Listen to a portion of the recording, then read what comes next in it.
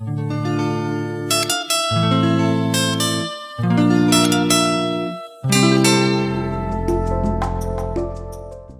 this is T. West, and welcome to AfroSynergy. Further, we're being joined by Dr. Webster Griffin Tarpley. He's an author and historian joining us from Washington. Dr. Tarpley, thanks for joining us here on Press TV. Thank now, you. Analysts are saying that this killing of a senior figure like Yunus could be a setback for the revolutionaries. Do you agree with that assessment? I think that's putting it mildly. We have to remember that Yunus was the military commander of the entire rebellion. He had been locked in a bitter rivalry with a guy called Khalifa Hifter. The name comes across in English as Hifter for the New York Times, Hafter, or even Hefter, but he's the one. He lived here in Northern Virginia for quite a number of years. He's a reputed CIA agent and general U.S. agent, and we've had this rivalry about who will control the armed forces. We've had in the past situations where the Yunus faction would try to call in NATO airstrikes to attack the Hafter faction, and the Hifter faction would call in airstrikes against the Yunus people. And now it's been taken to the point of murder. According to the Associated Press, the killing was carried out by something called the February 17th Martyrs Brigade, which turns out to be a branch of the Libyan Islamic fighting group, self-styled, and that is a branch of Al-Qaeda. So here we have Al-Qaeda killing one of the top two or three, perhaps, people in the entire Benghazi rebel council, and alarmingly, Jalil, who has emerged now as the kind of the primus inter pares, Jalil has been covering for Al-Qaeda by telling a totally fantastic story of how this happened, that he'd been brought to Benghazi for questioning and so forth. In reality, he was massacred on the road from Brega approximately to Benghazi. Well, this obviously signals that there are divisions within the ranks of the revolutionaries. What do you make of that? Again, I have to say, from my point of view, the revolutionaries are the Gaddafi side. That's the Libyan revolution. And these people are agents of colonialism and imperialism, therefore counter-revolutionaries.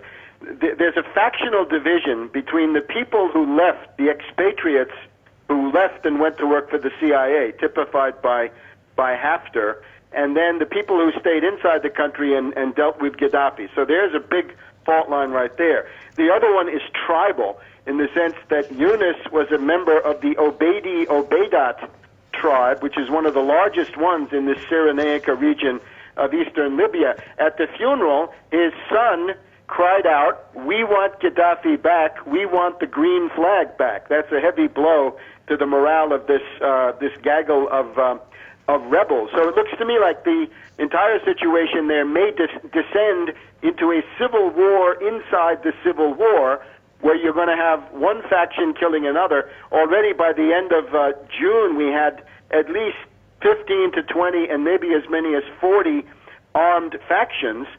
All of this looking very grim for the NATO side. The United Nations mandate runs out slightly after the middle of September, and that seems to be the point at which the smaller NATO countries will tend to drop out completely.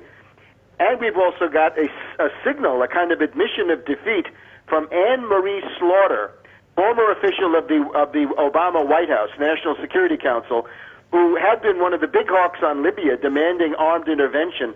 She's written a blog in the Financial Times that people should look at. She basically admits that the U.S. effort has been defeated, NATO is defeated, it's time for a compromise, and that may go very far towards granting the demands of the Gaddafi side. Well, Dr. Tarpley, where does this then leave the average Libyan who's been dragged into this under the name of fighting for democracy and freedom and does not have any connections with any of these factions?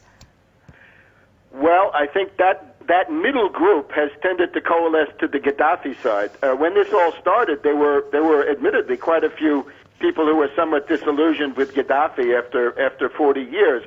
But when they saw the alternative, when they saw that this was a matter of going out of the frying pan and into the fire, from some people's points of view, not mine, they, I think, have basically rallied to Gaddafi. I think the fact that this guy's son, the late Yunus's son, is calling for a restoration of the Gaddafi regime and the green flag I think that's probably a strong undercurrent of opinion in Benghazi. They thought they were getting democracy, killing a factional opponent, massacring them out on the highway, along with two colonels, because there are two other people involved in this, important guys in their own right.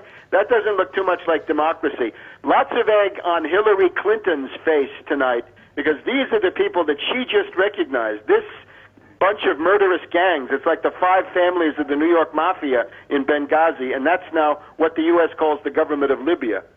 All right, we'll obviously be keeping a close eye as the developments become more and more clear and interesting. That was Dr. Webster Griffin Tarpley, author and historian, joining us from Washington. Dr. Tarpley, thanks indeed for your insight here on Press TV.